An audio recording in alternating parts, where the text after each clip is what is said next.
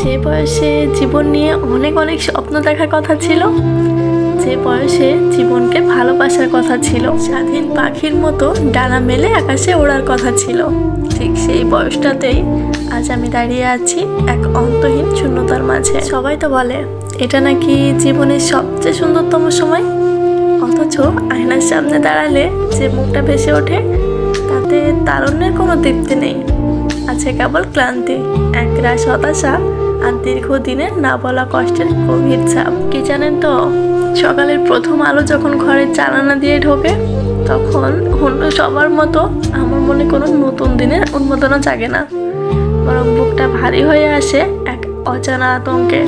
ঠিক তখন থেকেই শুরু হয় আমার প্রতিদিনের সেই অদৃশ্য যুদ্ধ। কার বিরুদ্ধে এই লড়াই? কোনো বাইরের শত্রুর সাথে তো নয়, এই যুদ্ধ আমার নিজের সাথে, আমার নিজের ছায়ার সাথে, আমার ভেতরকার ভেঙে পড়া মানুষটার সাথে। একদিকে যেমন বেঁচে থাকার তাড়না, নিজের স্বপ্নগুলোকে আগলে রাখার জেদ, আর অন্যদিকে প্রতিনিয়ত হেরে যাওয়ার ভয়, চরম একাকিত্ব আর চারপাশের চাপ সামলানোর অক্ষমতা। এই লড়াইয়ের কোনো শব্দ নেই, কোনো কৌশলও নেই, এখানে কেউ ঢাল নিয়ে লড়ে না, বুক পেতে দেয় শুধু নীরবতা। কেউ দেখতে পায় না আমার এই যুদ্ধের ক্ষতগুলো। বাইরের পৃথিবীর কাছে আমি হয়তো একদম স্বাভাবিক, হাসি খুশি কিংবা গোছানো একজন মানুষ, কিন্তু কেউ কি কোনোদিন জানতে চেয়েছে এই হাসির আড়ালে প্রতিদিন আমার ভেতরটা ঠিক কতটা পুড়ে ছাই হয়ে যাচ্ছে?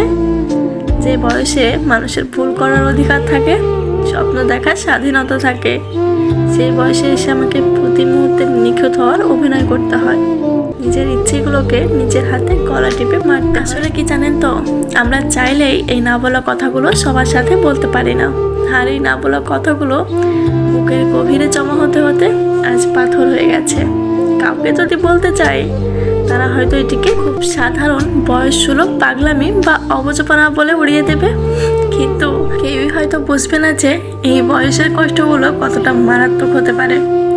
নিজের সাথে প্রতিদিন এই লুকোচুরি খেলতে খেলতে আজ আমি নিজেই নিজের কাছে বড্ড অচেনা হয়ে গেছি। আসলে জীবনের সব দিন নিজের ইচ্ছে মতো কাটে না, কিছু দিন আসে শুধু কষ্ট দেওয়ার জন্যই, আর কিছু মানুষ আসে আমাদের ভেতরটা বদলে দিয়ে চলে যাওয়ার জন্য।